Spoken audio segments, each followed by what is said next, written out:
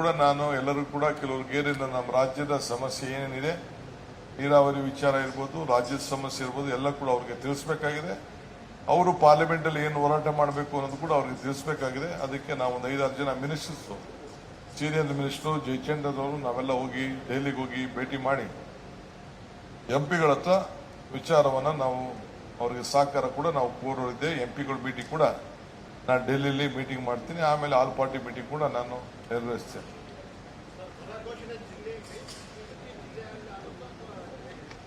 ಈ ಪ್ರತಿ ಜಿಲ್ಲೆಗಾಗುದಿಲ್ಲ, ಕ್ಷೇತ್ರಕ್ಕೆ ತಾಲೂಕಿಗಾಗ್ತದೆ. ಅದು ಒಂದು ಕ್ರೈಟೀರಿಯಾ ಇದೆ. ಆ ಕ್ರೈಟೀರಿಯಾ ಪ್ರಕಾರ ಮುಂದಕ್ಕೆ ನಾವು ಅದನ್ನೆಲ್ಲ ಡೀಟೇಲ್ ತೆಗೆದುಕೊಳ್ತೀವಿ. ಇನ್ನು ಟೈಮ್ ಬೇಕು, ಅದಕ್ಕೆ ಪ್ಯಾರಾಮೀಟರ್ ಇದೆ. ಆ ಪ್ಯಾರಾಮೀಟರ್ ಪ್ರಕಾರ ನಾವು ಮಾನದಂಡ ಇದೆ, ಕನ್ನಡದಲ್ಲಿ ಹೇಳ್ತೀನಿ, ಮಾನದಂಡ ಇದೆ. ಆ ಮಾನದಂಡ ಪ್ರಕಾರ ನಾವು ಮಾಡ್ತೀವಿ.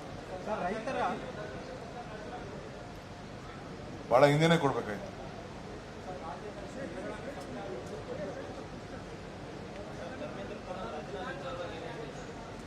ಬಹಳ ಹಿಂದೆನೆ ಕೊಡ್ಬೇಕಾಯ್ತು ಅಂತ ಹೇಳ್ತಾ ಇದ್ದೀವಿ.